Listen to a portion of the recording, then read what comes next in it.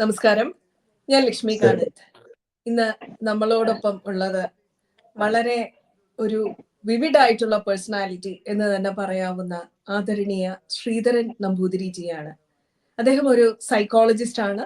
MA psychology, PhD psychology ചെയ്തുകൊണ്ടിരിക്കുന്ന ഒരു വ്യക്തിയാണ്. അത് മാത്രമല്ല അദ്ദേഹത്തിന്റെ പ്രത്യേകത, അദ്ദേഹം താന്ത്രിക വിദ്യയുടെ ഒരു ആചാര്യൻ തന്നെയാണ്.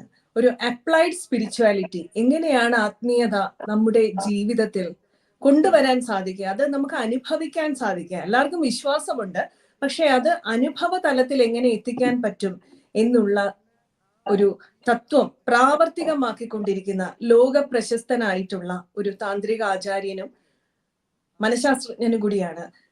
വളരെ ആദരപൂർവ്വം അങ്ങേ ഈ ചർച്ചയിലേക്ക് സ്വാഗതം ചെയ്യുന്നു. നമസ്കാരം തിരുമേനി. തിരുമേനി, ഇന്ന് നമ്മൾ ചോദിക്കാൻ പോകുന്ന ഒരുപാട് വിഷയങ്ങളുണ്ട്. അങ്ങേക്ക് എല്ലാത്തിനും ഉത്തരം തരാൻ അറിയുമെന്ന് എനിക്ക് വ്യക്തിപരമായിട്ട് അറിയുന്നത് കൊണ്ട് അറിയാം. അതുകൊണ്ട് തന്നെയാണ് നേരത്തെ ഞാൻ സബ്ജക്റ്റ് ഒന്നും അറിയിക്കാനുള്ള സാഹചര്യം പോലും ഉണ്ടായിട്ടില്ല. ഈ അടുത്ത കാലത്ത് നമ്മുടെ ഒരു പത്രവാർത്തകളിലും മാധ്യമങ്ങളിലും എല്ലാം നിറഞ്ഞു നിന്ന ഒരു ചർച്ചയാണ് ചില പ്രതിപക്ഷ പ്രസ്ഥാനക്കാർക്ക് കൂടോത്രം അഥവാ ആഭിചാരമൊക്കെ ചെയ്തതിന്റെ പേരിൽ ഉണ്ടായ വിവാദങ്ങൾ. അതിൽ ഈ കൂടോത്രം ചെയ്തു എന്ന് ആരോപിക്കപ്പെടുന്ന വ്യക്തികളെ കുറ്റപ്പെടുത്തുന്നവർ പറയുന്നത് അവർക്ക് അതിനുശേഷം ഒരുപാട് അത്തരം ദോഷ അനുഭവത്തിൽ വന്നു എന്നാണ്. അതിനെ തുടർന്ന് ഒരുപാട് ഇങ്ങനെ ഇല്ല എന്നും ഉണ്ടെന്നും, ഉണ്ടെങ്കിൽ അതിന് പരിഹാരമില്ല എന്നും പരിഹാരമുണ്ടെന്നും ഒക്കെയുള്ള ചർച്ചകൾ ഒത്തിരി ഉണ്ട്. ഈ സാഹചര്യത്തില് ഞാനും എൻ്റെ ഒരു പോസ്റ്റ് ഗ്രാജുവേഷൻ സൈക്കോളജിയിലായതുകൊണ്ടും ഈ ഒരു വിഷയവുമായിട്ട് ബന്ധപ്പെട്ട് ഒരുപാട് ആർട്ടിക്കിൾസ്, അതുപോലെ കേസ് ഡയറീസ് ഒക്കെ സൂക്ഷിക്കുന്ന ഒരു വ്യക്തി ആയതുകൊണ്ടും, ഒരു കൗൺസിലറും ജ്യോതിഷ കൗൺസിലറും കൂടി ആയതുകൊണ്ട് തന്നെ വാഷിംഗ്ടൺ പോസ്റ്റ് എന്ന ലോക പ്രശസ്തമായിട്ടുള്ള ഒരു മാധ്യമത്തില് ന്യൂയോർക്ക് യൂണിവേഴ്സിറ്റിയിലെ മെഡിക്കൽ കോളേജിലെ പ്രൊഫസറായിട്ടുള്ള റിച്ചാർഡ് ഗാലഗർ എഴുതിയ ഒരു ആർട്ടിക്കിളിന്റെ ബേസിലാണ് ഈ ചോദ്യങ്ങൾ ഞാൻ ചോദിക്കുന്നത്. ലോക പ്രശസ്തനായിട്ടുള്ള മനഃശാസ്ത്രജ്ഞനാണ് അദ്ദേഹം തന്നെ. അദ്ദേഹത്തിന്റെ ഇപ്പൊ എഴുതിക്കൊണ്ടിരിക്കുന്ന ബുക്കിന്റെ പേര് തന്നെ demonic position in United States എന്നാണ്. അതായത് അമേരിക്കയിൽ പോലും ഈ ഒരു ബാധാദോഷം ബാധിക്കുന്നവർ, അല്ലെങ്കിൽ നമ്മൾ പറയുന്ന ഒരു പിശാചിന്റെ ദോഷമൊന്നും, അല്ലെങ്കിൽ ആഭിചാരം, ഇങ്ങനെയൊക്കെ ഉള്ള ദോഷങ്ങള് ബാധിക്കുന്നതിനെ പറ്റിയ ഒരു പുസ്തകമാണ് അദ്ദേഹം എഴുതിക്കൊണ്ടിരിക്കുന്നത്. അതിൽ തന്നെ അദ്ദേഹം പറയുന്നുണ്ട്, അദ്ദേഹം ഒരു സൈക്കോളജി വിദഗ്ധൻ, മനഃശാസ്ത്രജ്ഞൻ എന്ന നിലയ്ക്ക് അദ്ദേഹത്തിന് ഇതിനെ നിരാകരിക്കാൻ സാധിക്കുന്നില്ല. കാരണം ഒരുപാട് കേസുകൾ കണ്ടുവരുമ്പോൾ ഒരു ടോർമെന്റഡ് സോൾ, അതായത് വളരെ ബുദ്ധിമുട്ട് അനുഭവിക്കുന്ന ഒരു ആത്മാവിനെ രക്ഷിക്കുക എന്നുള്ളത് ഒരു മനഃശാസ്ത്രജ്ഞന്റെ ധർമ്മമാണ്. അതിന് വേണ്ട രീതിയിലുള്ള എല്ലാ ഭാഗങ്ങളും നമ്മൾ ശ്രദ്ധിച്ചേ പറ്റൂ. അതുകൊണ്ട് തന്നെയാണ് മനഃശാസ്ത്രജ്ഞനും താന്ത്രികനുമായിട്ടുള്ള അങ്ങയിൽ നിന്ന് ഇതിനെക്കുറിച്ച് ഞങ്ങൾക്ക് കേൾക്കാൻ ആഗ്രഹം.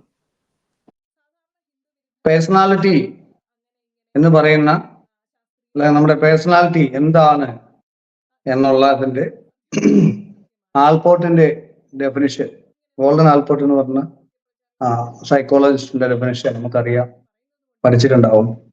Personality is a dynamic organisation within the individual or psychophysical system which determines its ultimate characteristic behavior and thought എന്നാണ് പറയുന്നത്. പേഴ്സണാലിറ്റി ഒരു ഡൈനാമിക് ഓർഗനൈസേഷൻ ആണ്.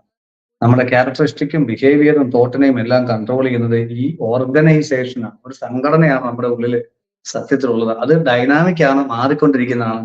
നമ്മൾ ചിലപ്പോൾ ചില സുഹൃത്തുക്കളെയൊക്കെ നമ്മൾ കാണുമ്പോൾ കുറച്ചാൾ കഴിഞ്ഞിട്ട് കാണുന്ന എന്തായി, ഭയങ്കര കെട്ടിപ്പിടുത്തോ സ്നേഹമൊക്കെയാണ്, വീട്ടിലോട്ടൊക്കെ ഒന്ന് വരണം, കുറെ നാളായില്ലേ നമ്മൾ കണ്ടിട്ട് എന്നൊക്കെ പറയുന്നു. അപ്പൊ നമ്മൾ ഇടയ്ക്ക് പോകുന്ന വഴിക്ക് എന്നാ അയാളെ ഒന്ന് കണ്ടേക്കാം, കുറെ നാളായി, പുള്ളി വിളിച്ചല്ലേ അത്ര സ്നേഹമായിട്ട് എന്ന് പറഞ്ഞ് നമ്മുടെ പുള്ളിയുടെ വീട്ടിൽ ചെല്ലുമ്പോൾ അന്നേരം കണ്ട ആ ഒരു സഹകരണം ഒന്നും കാണത്തില്ല. എന്തുണ്ട് ഒരു തണുത്ത ഒരു സഹകരണം. അപ്പം എന്താണ്, ഞാൻ കയറി പോയപ്പം ഞാനൊന്ന് വന്നു, ശരി ശരി, വെള്ളം വല്ലതും കുടിക്കണം, വേണം ചായ വല്ലതും, ചായ വേണോ, ചായ എടുക്കാന്നല്ല, ചായ വല്ലതും വേണോ, വേണ്ട കുഴപ്പമില്ല, അല്ല എന്താ വന്നത്, ചുമ്മാ വന്നെന്നുള്ളേ ഉള്ളൂ. അപ്പം നമ്മള് പറയും ഒന്നുമില്ല, ഇതുവഴി പോയപ്പോ ചുമ്മാ കയറി എന്നുള്ളേ ഉള്ളൂ. ശരി, എത്രയും വേഗം അവിടെ നമ്മൾ സ്ഥലം കാലിയാക്കുക.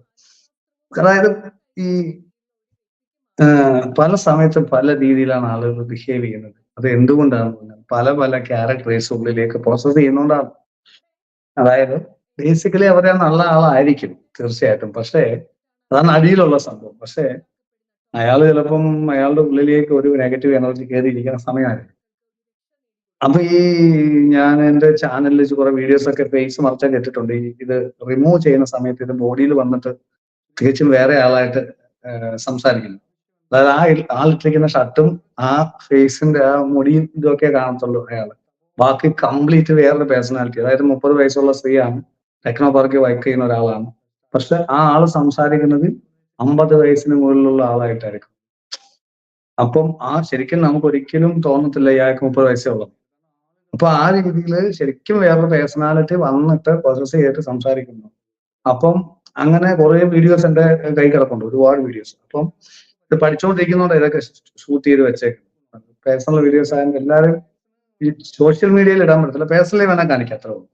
അപ്പം ഈ ഇങ്ങനെയുള്ള അത് എന്താണെന്ന് പറഞ്ഞാൽ ചില സമയത്ത് ഈ സംഭവം വെളിയിൽ നമ്മൾ എടുക്കുമ്പോൾ വരുന്നു എന്നുള്ളൂ. സത്യം പറഞ്ഞാൽ എല്ലാവർക്കും ഇതുണ്ട്. അപ്പൊ ഇത് ഇങ്ങനെ ഈ വീഡിയോസ് ഞാൻ പറഞ്ഞു വന്ന ഈ വീഡിയോസ് ഒക്കെ ചിലരെ ആഗ്രഹമുള്ള ആളുകൾ ഞാൻ ചോദിക്കും, കാണാൻ പറ്റുമോ നേരിട്ട് ഈ വീഡിയോസ് ഒക്കെ? തീർച്ചയായിട്ടും കാണാൻ പറ്റും.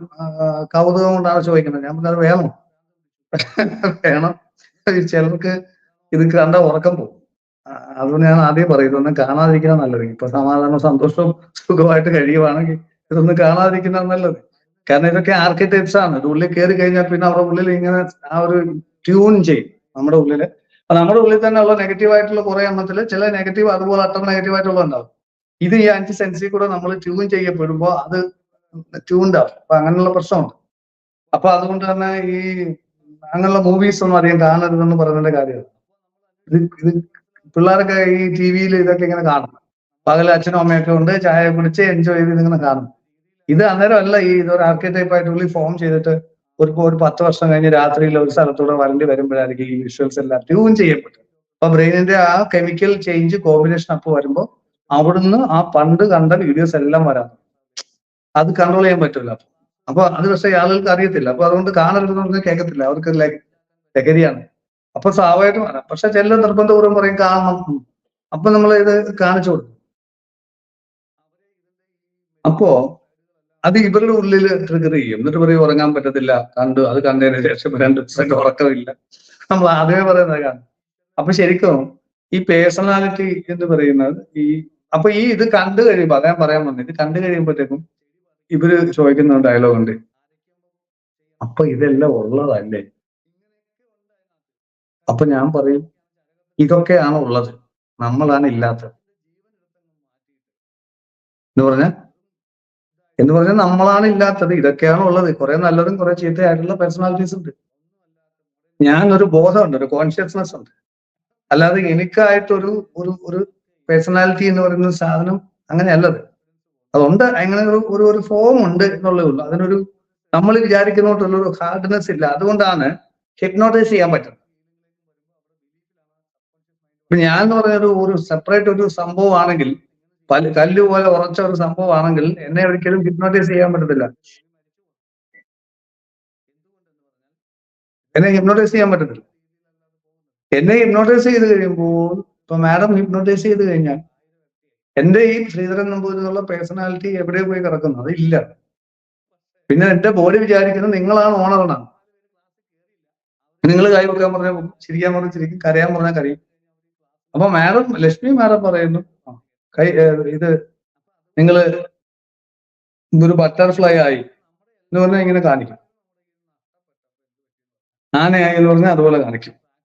പക്ഷേ നിങ്ങൾക്കൊരു പേഴ്സണാലിറ്റി ഇല്ല എന്നല്ലേ നീ മനസ്സിലാക്കുന്നത്. അപ്പം ആ ബോഡിയുടെ കോൺഷ്യസ് ലെവലിലുള്ള ഒരവസ്ഥയിൽ ആ ബോഡിയിലേക്ക് ഏത് പേഴ്സണാലിറ്റിക്കാണോ കൂടുതൽ ഇൻഫ്ലുവൻസ് ചെയ്യാൻ പറ്റുന്നത് ആ ബോഡി അങ്ങനെ യൂസ് ചെയ്യാൻ പറ്റും. അത് പലപ്പോഴും പല മേഖലകളും നമ്മൾ കണ്ടിട്ടുണ്ട്, ആളുകൾ അങ്ങനെ യൂസ് ചെയ്യുന്നത്. അപ്പം ശരിക്കും പറഞ്ഞാൽ പേഴ്സണാലിറ്റീസിന്റെ ഒരു വേൾഡാണ് ലോകത്തുള്ളത്. അപ്പൊ ഇത് ചില മനസ്സിലാക്കേണ്ടത് ചില മതപരമായിട്ടുള്ള ചില വിഭാഗക്കാര്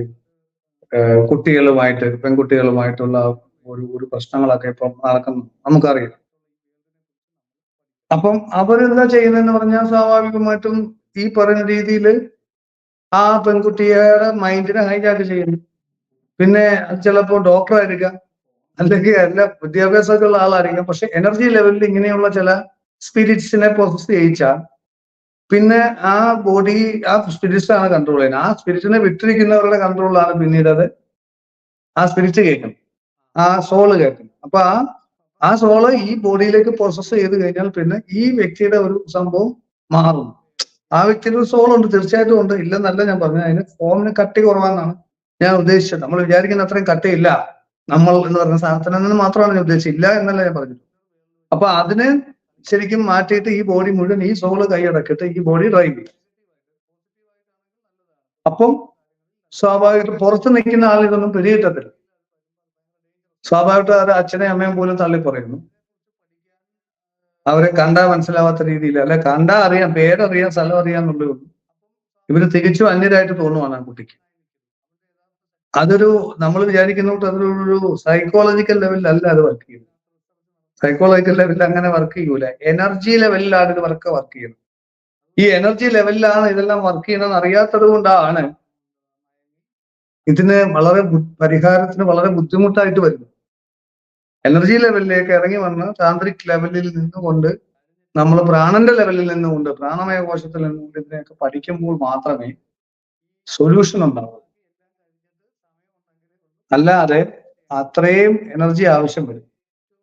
വളരെ വളരെ വ്യക്തമായിട്ട് അങ്ങ് പറഞ്ഞു തന്നു. ഹിപ്നോട്ടൈസേഷൻ ചെയ്യുമ്പോൾ എങ്ങനെയാണോ ഒരു തെറാപ്പിസ്റ്റിന് ഈ പേഷ്യന്റ് എന്ന് പറയുന്ന അല്ലെങ്കിൽ അതിന് വിധേയമാകുന്ന വ്യക്തിയുടെ വ്യക്തിത്വം അദ്ദേഹത്തിന് നിയന്ത്രിക്കാൻ സാധിക്കുന്നത്, നമുക്ക് എനിക്ക് തോന്നുന്നു സൈക്കോ തെറാപ്പിസ്റ്റുകൾക്ക് എല്ലാവർക്കും അനുഭവമുള്ളതാണ്.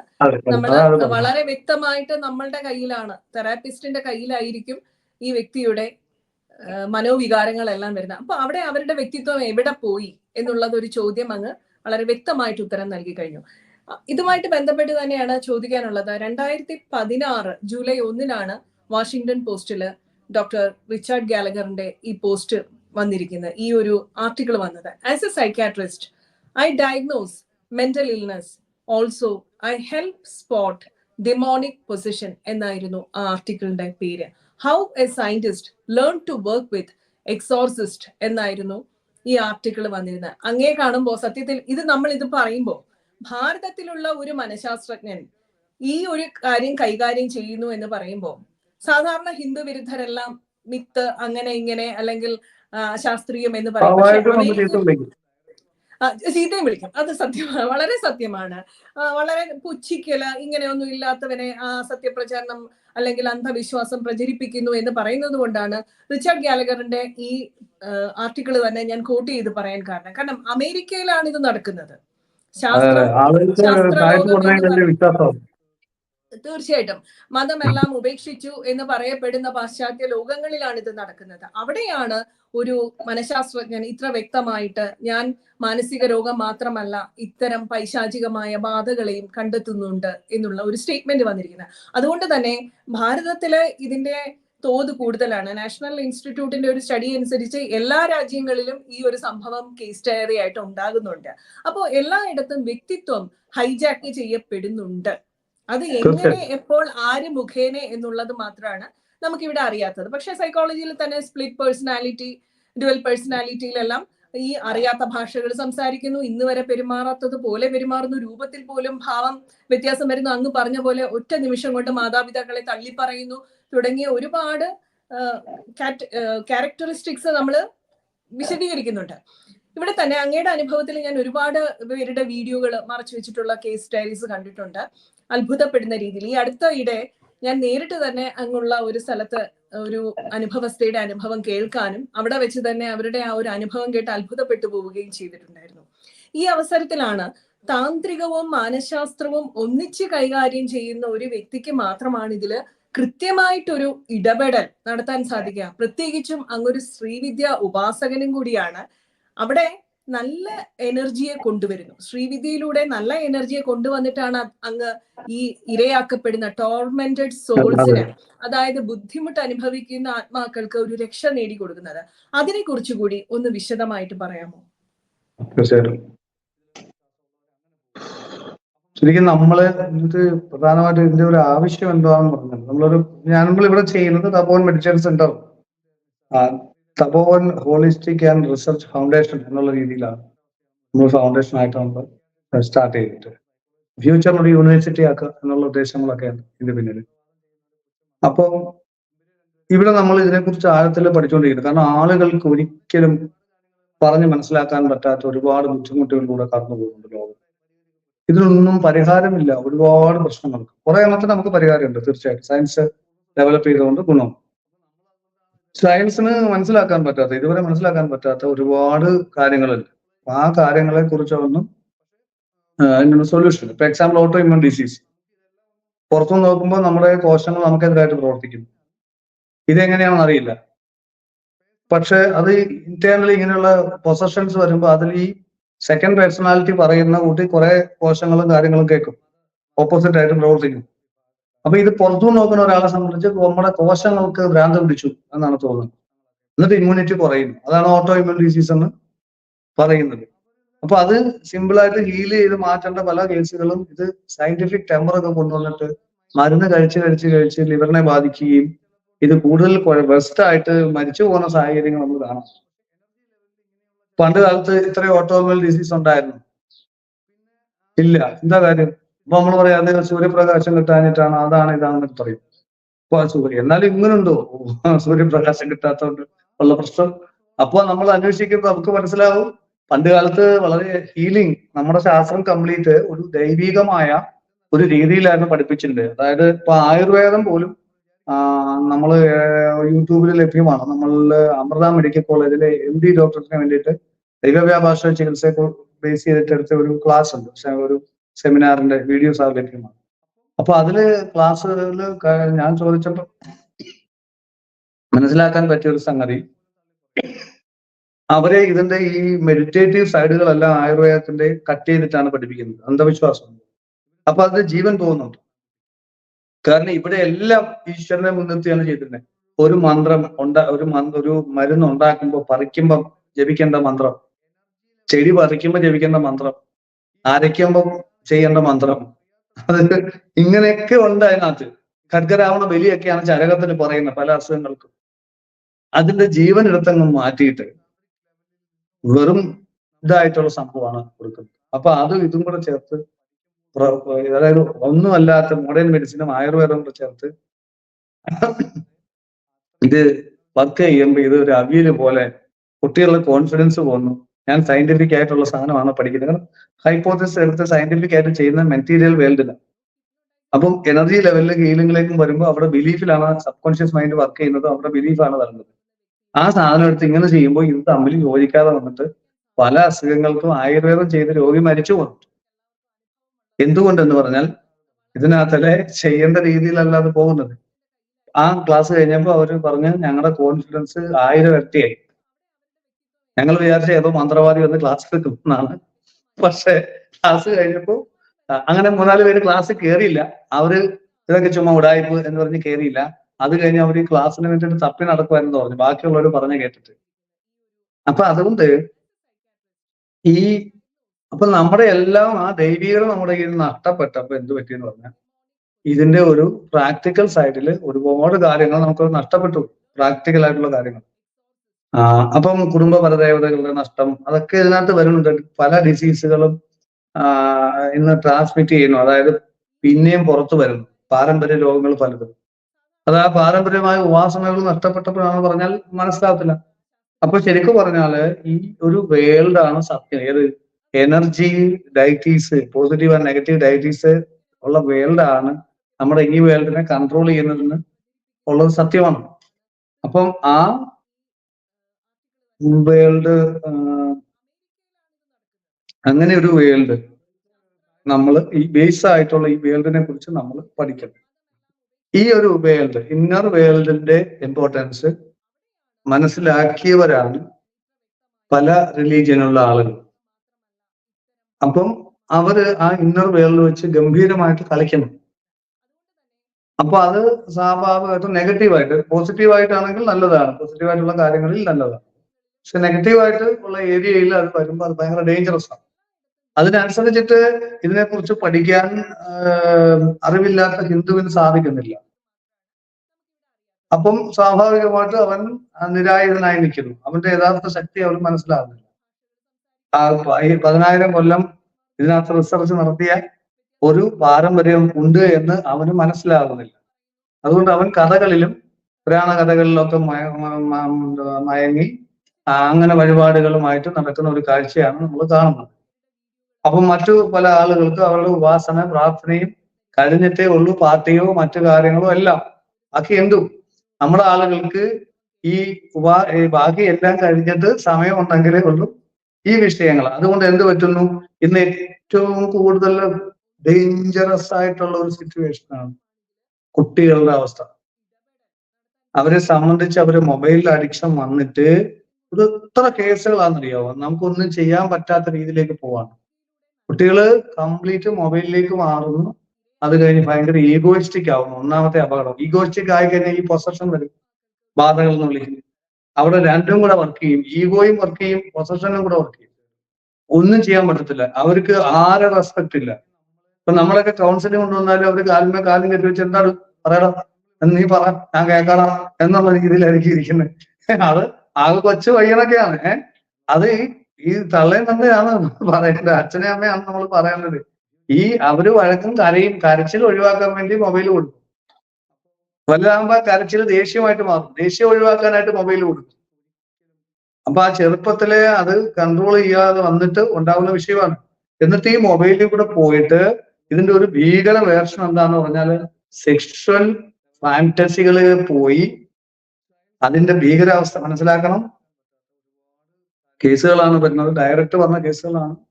ഈ കുട്ടിക്ക് എന്താ പറയുന്നത്, കുട്ടി ഒരുപാട് പേരുമായിട്ട് ഈ പെൺകുട്ടിയാണ്, എന്റെ മക്കളുടെ പ്രായമുള്ളൂ, ഒരുപാട് പേരുമായിട്ട് റിലേഷൻഷിപ്പുകളിലേക്ക് പോകുന്നു. വഴിയെ കാണുന്ന എല്ലാവരും അത് കഴിഞ്ഞിട്ട് അങ്ങനെ മൊബൈലിൽ ഫോട്ടോ ഒക്കെ എടുത്ത് ഗ്രൂപ്പിലിട്ടു, അങ്ങനെ പ്രശ്നങ്ങള്. പിന്നെ ആരെങ്കിലുമൊക്കെ അവളെ ഒരുപാട് ഉപദ്രവിക്കണമെന്നാണ് പറയുന്നത്, അവളെ റേപ്പ് ചെയ്യണമെന്നാണ് അവള് പറയുന്നത്. എന്നിട്ട് ഇതങ്ങോട്ട് ഭീകരമായ അവസ്ഥയിൽ ആത്മഹത്യാ പ്രവണത ഭയങ്കര. 3 പ്രാവശ്യം ആത്മഹത്യക്ക് ശ്രമിച്ചു, ഭാഗ്യം കൊണ്ട് മാത്രം രക്ഷപ്പെട്ടു. പിന്നെ അവക്ക് ബ്ലഡ് ഇങ്ങനെ കൈയൊക്കെ മുറിഞ്ഞിട്ട് ആ മുറിവിനകത്തിട്ട് ഇങ്ങനെ ആക്കുന്നത് ഭയങ്കര ഇഷ്ടമാണ്. നമുക്ക് പെയിൻ വേണം, പെയിൻ ആ ഒരു അവസ്ഥയിലോട്ട് മാറുന്നുണ്ട്. പെയിൻ വേണം എന്നുള്ള അവസ്ഥ മാക്സിമം. ഇത് എനിക്ക് ഡീൽ ചെയ്യാൻ പറ്റിയില്ല, ഞാനത് വേറൊരു ഫീമെയിൽ സൈക്കോളജിസ്റ്റിന്റെ റെഫർ ചെയ്ത് വിടുക ചെയ്തു. കാരണം ആ കുട്ടിക്ക് ഞാനുമായിട്ട് സെക്സ് ചെയ്യുന്നൊക്കെ ഉള്ള രീതി പറഞ്ഞ്, ഞാൻ പറഞ്ഞത് എന്റെ മകളുടെ പ്രായമാണ്, അപ്പം അങ്ങനെ അന്ന് അതിന് ബോധം ഒട്ടുമില്ല. അങ്ങനെ ഞാനത് റെഫർ ചെയ്ത് വിട്ടിട്ട്, അപ്പൊ എന്താ പെയിൻ വേണം, പെയിൻ മാക്സിമം പെയിൻ വേണം. അത് ഒരു വല്ലാത്ത അവസ്ഥയാണ്. അത് പിന്നെ ഒരുപാട് കൗൺസിലിംഗ് എല്ലാം കൊടുത്ത് മറ്റേ ആളിനെ ഞാൻ ഫോൺ ചെയ്ത് ചെക്ക് ചെയ്തുകൊണ്ടിരുന്നു. ആ ആള് നല്ല അറിവുള്ള ആളാണ്. അപ്പൊ ആ ഒരു ലേഡി കൗൺസിലറാണ്. അപ്പൊ അദ്ദേഹം നല്ല ഗംഭീരമായിട്ട് ഹാൻഡിൽ ചെയ്തിട്ട് കുറെ ദിവസങ്ങളിലെ കൗൺസിലിങ്ങുകളും മരുന്നും കാര്യങ്ങളും സൈക്യാട്രി സൈക്കോളജിയും അതോടൊപ്പം ഈ ഉപാസനാദി കാര്യങ്ങള് മെഡിറ്റേഷൻ ജപമൊക്കെ ഞാൻ പഠിപ്പിച്ചു കൊടുത്തു. അപ്പൊ നമ്മുടേതായിട്ടുള്ള ഈ പഞ്ചകോശ ശുദ്ധി എന്നൊരു സാധനമാണ് നമ്മൾ ഇവിടെ പഠിപ്പിക്കുന്നത്. ഈ അന്നമയം മനോമയം പ്രാണമയം വിജ്ഞാനമയം ആനന്ദം ഇതിനെല്ലാം ഹാൻഡിൽ ചെയ്യണം. സാധാരണ ഒരെണ്ണം മാത്രം നമ്മൾ ഹാൻഡിൽ ചെയ്യുന്നു, മെഡിക്കൽ ട്രീറ്റ്മെന്റ് എടുക്കുന്നു, അല്ലെങ്കിൽ മനസ്സിന് കൗൺസിലിങ്ങിന് പോകുന്നു, അല്ലെങ്കിൽ ഇങ്ങനെ എനർജി ഹീലിങ്ങിന് വേണ്ടി പോകും. പഴയ ഇതിലൊക്കെ വിശ്വാസമുള്ളവർ അങ്ങനെ പോകുന്നു. അപ്പൊ മറ്റേ രണ്ടും മിസ്സാവുന്നു, ഫിസിക്കൽ ബോഡിക്കുള്ള മെന്റൽ ബോഡിക്കുള്ളത് മിസ്സാവുന്നു, അല്ലെങ്കിൽ കൗൺസിലിങ്ങിന് പോകുമ്പോൾ ഹീലിംഗിന്റെ മിസ്സാവുന്നുണ്ട്. കാരണം ഇതെല്ലാം എല്ലാവരും ഹാൻഡിൽ ചെയ്യുന്നില്ല. ഈ മേഖലകളൊക്കെ അങ്ങോട്ടും ഇങ്ങോട്ടും പുച്ഛിക്കുന്ന ഒരു അവസ്ഥയാണ് നമ്മൾ കാണുന്നത്. സൈക്യാട്രിസ്റ്റും സൈക്കോളജിസ്റ്റും പുച്ഛം, സൈക്കോളജിസ്റ്റും സൈക്യാട്രിസ്റ്റിനെ പുച്ഛം, പുച്ഛം. ഇവർക്ക് രണ്ടുപേർക്കും മന്ത്രവാദം ചെയ്യുന്നവരെ പുച്ഛം, മന്ത്രവാദികൾ ഇവരെ രണ്ടുപേരും പുച്ഛം. അപ്പൊ ഇവർ ഒരിക്കലും അടുക്കാൻ പോകുന്നില്ല. പക്ഷെ ഇവർ ഒന്നിച്ചിരുന്ന ഒരുപാട് കാര്യങ്ങൾ മനുഷ്യർത്തായാലും തിലകനും മോഹൻലാലും കൂടി ഇരുന്ന് കഴിഞ്ഞാൽ ഒരുപാട് കാര്യങ്ങൾ അവിടെ പരിഹരിക്കപ്പെടും. അപ്പൊ അതുകൊണ്ട് അതൊരിക്കലും സംഭവിക്കാൻ പോകുന്നില്ല. അതുകൊണ്ട് ആളുകൾക്ക് പൂർണ്ണ സൊല്യൂഷൻ കിട്ടുന്നില്ല.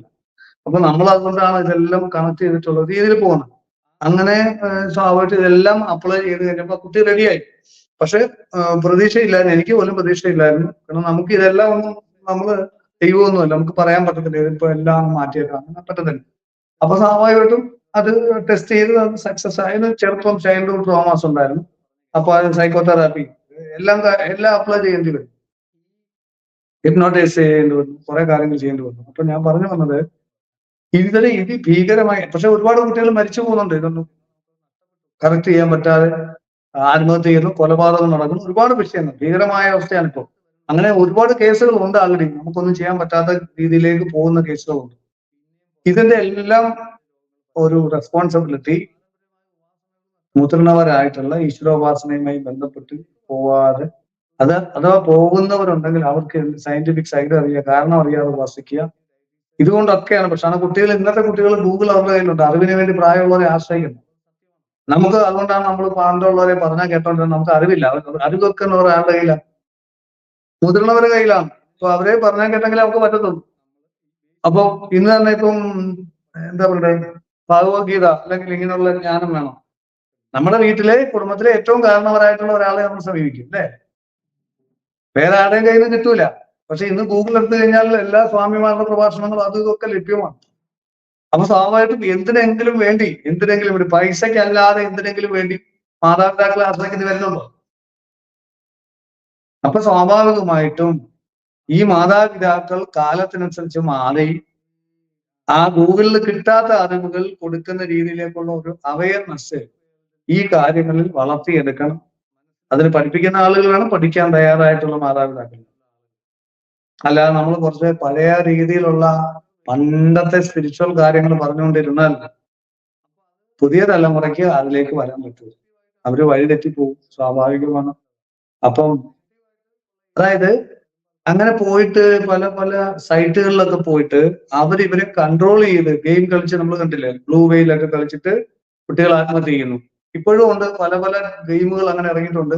അതിലേക്ക് പോയി അറിയാതെ കളിച്ച് ഓരോ ടാസ്ക് ഒക്കെ കൊടുത്ത് ഇവർ ആത്മഹത്യ ചെയ്യുന്നു.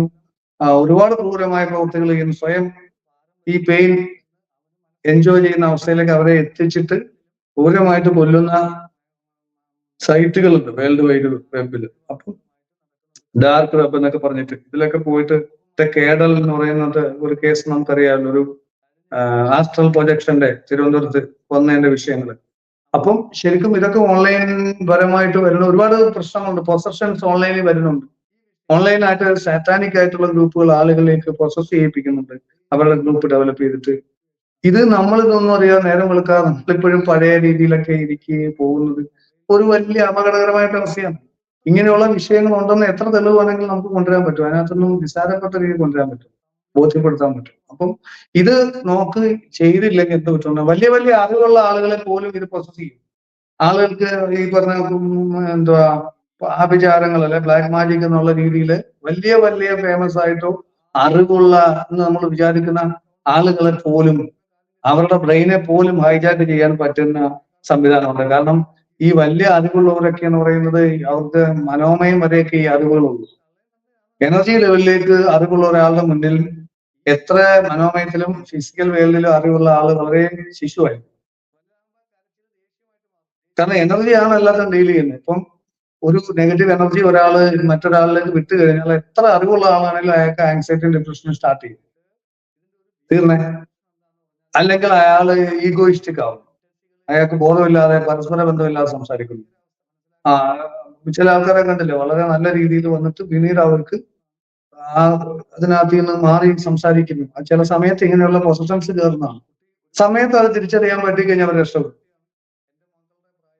കുറച്ച് കഴിഞ്ഞ് അതങ്ങ് ഫിക്സ് ആയി കഴിഞ്ഞാൽ പിന്നീട് ഗ്രാഫ് താഴോട്ട് വരും, ഇവര് പാനിക്കാവും, പിന്നീട് വെളിവില്ലാതായി പോകും. അത് അവരുടെ കുറ്റമല്ല, ഒരിക്കലും അവരുടെ കുറ്റമല്ല. ഈ നെഗറ്റീവ് എനർജി വേൾഡിനെ കുറിച്ചുള്ള നോളജ് വരാതെ വരുന്നത് കൊണ്ടാണ് ആ പ്രശ്നം ഉണ്ടാകുന്നത്. അപ്പൊ അതുകൊണ്ട് ഇത് എല്ലാവർക്കും സംഭവിക്കുന്നതാണ്. എനിക്ക് സംഭവിച്ചിട്ടുള്ളതാണ് ഒരു സമയത്ത്. അതുകൊണ്ടാണ് ഇങ്ങനെ പറയുന്നത്.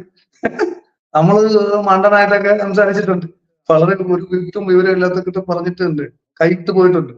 അത് കഴിഞ്ഞ് നോക്കി കഴിഞ്ഞപ്പോൾ ഇത് ഞാനാണോ പറഞ്ഞത്? അപ്പോൾ നമ്മൾ ഇതിനെ കുറിച്ച് പഠിക്കുന്ന ആവശ്യമില്ല. ഇത് ഞാനൊരിക്കലും ഇങ്ങനെ പറയില്ലല്ലോ, അല്ലെ? അപ്പൊ ഞാൻ ഈ പറഞ്ഞ രീതിയിൽ എക്സാമ്പിൾ ഒരു പെൺകുട്ടി വന്നു, പെൺകുട്ടിക്ക് പോസ്റ്റേഷൻ ഉണ്ട്.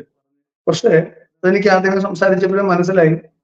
അപ്പൊ നമുക്ക് ഇത് കളയാമെന്ന് പറഞ്ഞു. അങ്ങനെ അപ്പൊ ഞാനിത് കളയുമ്പോൾ നിങ്ങളുടെ എക്സ്പ്രസ് ചെയ്യണമെന്ന് പറഞ്ഞു. നിങ്ങൾ എക്സ്പ്രസ് ചെയ്യുമ്പോൾ അത് വെളി വരച്ചോളൂ എന്ന് പറഞ്ഞു. ഇപ്പൊ ഇവര് നമ്മളെല്ലാം ഇതിനകത്തുള്ള പ്രശ്നം ഇത് ചിലതിനെയൊക്കെ നമ്മളങ്ങനെ പുറത്ത് വന്ന് കളയുന്ന എഫക്റ്റീവാണ്. അപ്പൊ ചിലത് പുറത്ത് വരാതിരിക്കുന്ന നല്ലത്. അങ്ങനെയൊക്കെ ഉണ്ട്. ചിലത് വന്നു കഴിഞ്ഞാൽ അത് പ്രശ്നമാണ്. വരാതെ തന്നെ നമ്മൾ ആ പേഴ്സണാലിറ്റി അങ്ങനെ തന്നെ സ്ട്രെങ്തൻ ചെയ്യുന്നതാണ് നല്ലത്. മറ്റേതിനെ വെറുതെ പുറത്തെടുത്ത് കുഴപ്പം ഉണ്ടാക്കുന്ന കാര്യമില്ല. അപ്പൊ ചിലത് അപ്പൊ അങ്ങനെ, പക്ഷെ ചിലത് പുറത്ത് വന്നു പോകുന്നതാണ് നല്ലത്. അപ്പൊ വന്നു പോകുമ്പോൾ പുള്ളിക്കാരത്തിക്ക് ഇത്രയേറെ ബുദ്ധിമുട്ടുകൾ ഉണ്ടായിട്ട് പുള്ളിക്കാരത്തിയുടെ പേഴ്സണാലിറ്റി വിട്ടുള്ള കളിയില്ല. നല്ലതാണ്, അങ്ങനെ തന്നെ വേണം താനും. അത് തന്നെയാണ് ഇനി ആവശ്യം. പക്ഷെ ഈ സാധനത്തിനെ എനിക്ക് തോന്നി ഒന്ന് പുറത്ത് കൊണ്ടുവന്നു കഴിഞ്ഞാൽ അതങ്ങ് പോകുന്നു.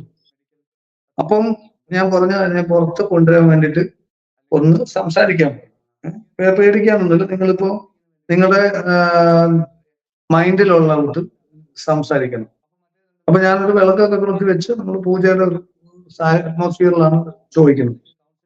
അപ്പൊ പുള്ളിക്കാരത്തി ഇങ്ങനെ നോക്കിയിട്ട് പുള്ളിക്കാരത്തേക്ക് മനസ്സിലാവുന്നില്ല എത്ര പറഞ്ഞിട്ട് ഈ സംഭവം ഒരു സമർപ്പണം അല്ലെങ്കിൽ പുള്ളിയുടെ ആ സയന്റിഫിക് ടെമ്പർ നിൽക്കുക. പുള്ളി കുറച്ച് സയൻസ് ഒക്കെ പഠിച്ചിട്ടിരിക്കുന്ന ആളാണ്. അപ്പൊ അതൊക്കെ അങ്ങനെ നിൽക്കുകയാണ്. ഞാൻ പറഞ്ഞു ഒന്നും ആലോചിക്കണ്ട, നിങ്ങളങ്ങ് പറഞ്ഞാൽ മതി. ഇത് വളരെ അറിവുള്ള ഒരു പെൺകുട്ടിയാണ്, വളരെ നോളജുള്ള ആളാണ്, വിദ്യാഭ്യാസവും കഴിവും അറിവും എല്ലാം ഉണ്ട്. നിങ്ങൾ കുറച്ചു നേരത്തേക്ക് നിങ്ങളുടെ ആ ലോജിക്കൽ മൈൻഡും അല്ലെങ്കിൽ നോളജും ഒക്കെ ഒന്ന് മാറ്റി വെച്ചിട്ട് നിങ്ങളുടെ ഉള്ളിൽ തോന്നൂട്ടങ്ങ് പറഞ്ഞു. രണ്ട് മൈൻഡ് ചിലപ്പോൾ വരാറുണ്ട്. കൊണ്ടുകൊണ്ട് ഇത് ഞാൻ തന്നെ പറയാറുണ്ട്. അവള് പറഞ്ഞു ഞാൻ തന്നെ പറയാറുണ്ട്, ഇത് ഞാനല്ല പറഞ്ഞത്, ഞാനിങ്ങനെ അല്ല, ഞാൻ ശരിക്കും അത് ഉദ്ദേശിച്ചില്ല, ഞാൻ അങ്ങനെ ഉദ്ദേശിച്ച് പറഞ്ഞല്ല എന്ന് എപ്പോഴും പറയേണ്ടി വരും. ഓർക്കാതെ സംസാരിച്ച് വഴക്കായി കഴിഞ്ഞ് കുറച്ച് കഴിഞ്ഞിട്ട് പറയും അത് ഞാൻ അങ്ങനെ ഉദ്ദേശിച്ച് പറഞ്ഞല്ല. പുള്ളിക്കാരത്തേക്ക് തന്നെ ഒരു അങ്ങനെ തോന്നും. അപ്പൊ അങ്ങനെ വന്നൊരു കേസാണ്. അപ്പൊ ഞാൻ പറഞ്ഞു നിങ്ങൾ ആ മറ്റേ സംഭവത്തിന്റെ ഭാഗത്ത് നിന്ന് ചുമ്മാ സംസാരിക്കാൻ പറഞ്ഞു. അപ്പൊ നമുക്ക് അറിയാമല്ലോ, അതും മനസ്സിലാവും.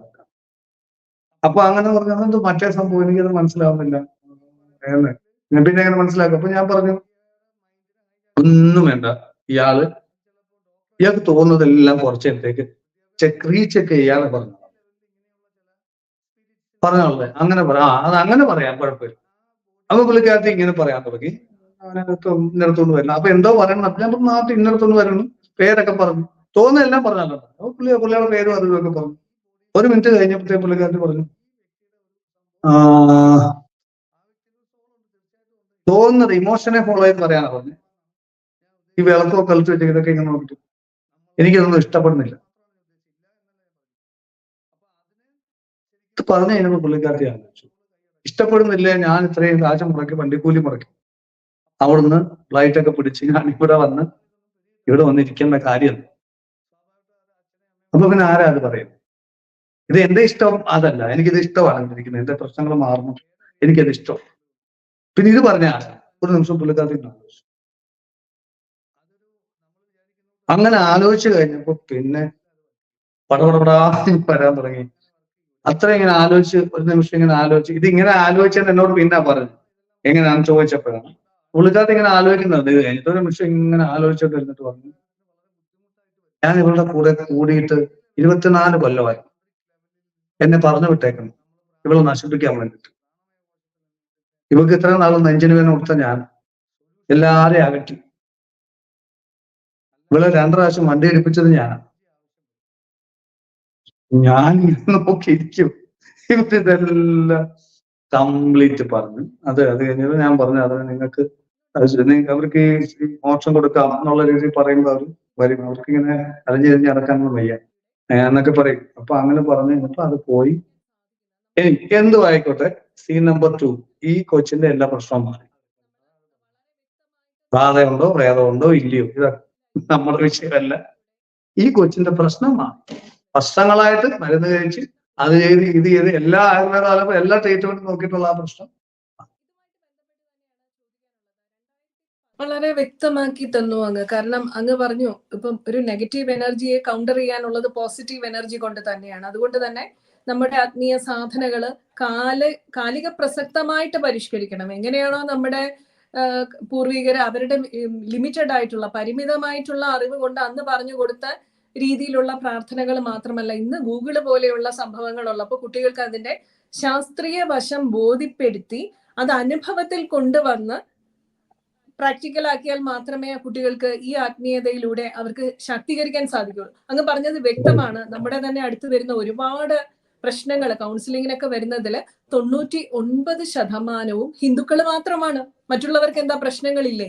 അവർക്ക് ജീവിത പ്രശ്നങ്ങളില്ലേ? അവർക്ക് സോൾവ് ചെയ്യാൻ അറിയില്ലേ? അവർക്ക് പറ്റുന്നുണ്ട്, പക്ഷെ ഹിന്ദുക്കൾക്ക് അത് സാധിക്കുന്നില്ല. അത് ആത്മീയമായിട്ടുള്ള സാധനയുടെ കുറവ് തന്നെയാണ്. അങ്ങേപോലെയുള്ള ശ്രീവിദ്യ ഉപാസകരിൽ കൂടി തന്നെയാണ് നമ്മുടെ സമൂഹം അത് ശാക്തീകരിക്കേണ്ടത് എന്ന് പറഞ്ഞുകൊണ്ട് തന്നെ അടുത്ത ഒരു ചോദ്യത്തിലേക്ക് കടക്കുകയാണ്.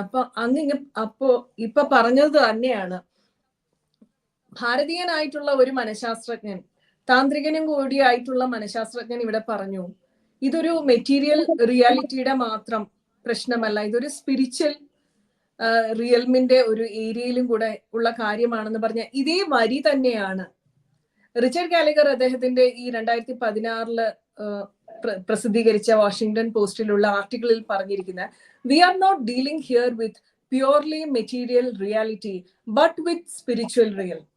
ഇത് ഒരു പാശ്ചാത്യനായിട്ടുള്ള ഒരു മനഃശാസ്ത്രജ്ഞൻ പറയുമ്പോൾ അത് ശാസ്ത്രവും ഭാരതീയ പൈതൃകത്തിൽ ഊന്നിക്കൊണ്ട് ഭാരതീയ താന്ത്രിക വിധികൾ കൂടി പഠിച്ചിട്ടുള്ള ഒരു മനഃശാസ്ത്രജ്ഞൻ പറയുമ്പോൾ അതൊരു അന്ധവിശ്വാസം ആയി മാറുകയും ചെയ്യുന്ന ഒരു സംസ്കാരത്തിലാണ് നമ്മൾ പ്രത്യേകിച്ചും കേരള സമൂഹത്തിൽ ജീവിക്കുന്നത്.